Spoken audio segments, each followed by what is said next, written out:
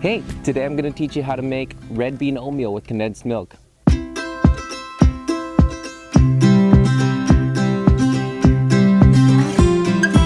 Hey, my name's Call and I'm a backcountry cook and just someone who loves being in the outdoors. I've been thinking a lot about backcountry food and how you can upgrade your backcountry meals, and so that's my mission here at Camp with Call, is to help you upgrade your backcountry meals.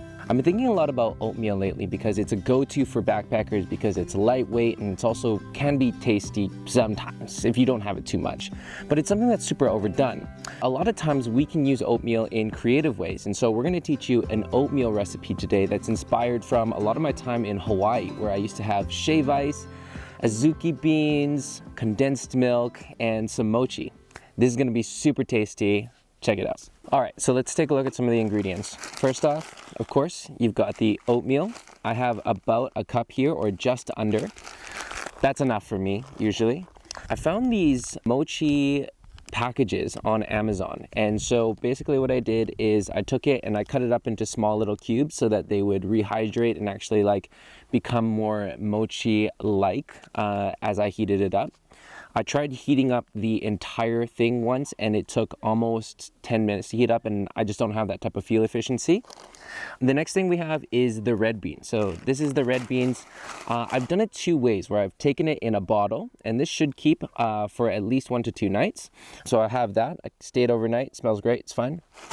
And this is a dehydrated version of this. Still trying to figure out exactly which way I want to do it today, but we'll figure that out as well. And last but not least, condensed milk. This is the thing that brings it all together. I'm super excited about this. We're going to pour this right on top and it's going to be absolutely delicious. So those are the ingredients. Let's get into it. First thing we're going to do is add some water.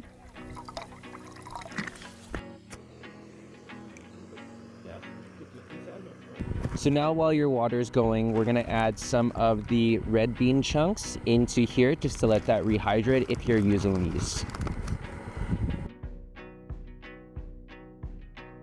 Next thing that's going in is the mochi.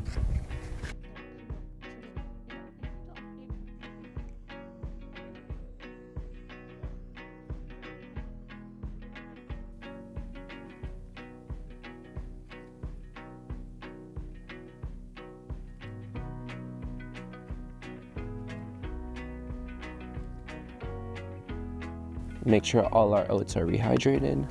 So now we have our oats and our red bean and our mochi fully incorporated. It's a little bit on the thick side, so maybe we could add a bit more water. But for the most part, it's fully incorporated. Everything's rehydrated. And so far, even now, it tastes really good. This would be the time where if you were doing it and you were just taking up the paste yourself, this would be the time to add in your paste. So it would look something like that. It doesn't look all that appealing. But you can see the texture difference here, so just come in here really quickly. So you can see that the paste that we did not dehydrate is obviously a lot thicker, and so I would consider adding a lot more water if you were going to do it this way. Whereas the incorporated dehydrated red bean is all mixed in and it's really nice in there, and the flavor is a little bit more balanced.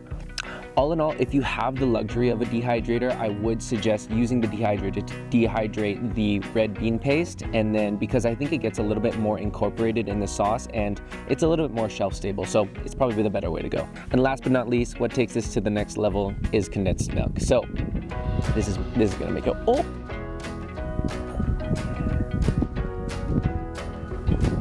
Just like that.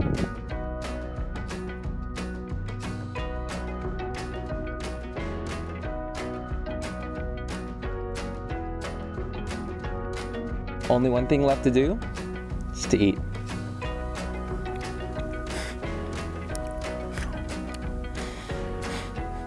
It's just unreal. Oh, it's unreal. I mean, condensed milk makes everything good, so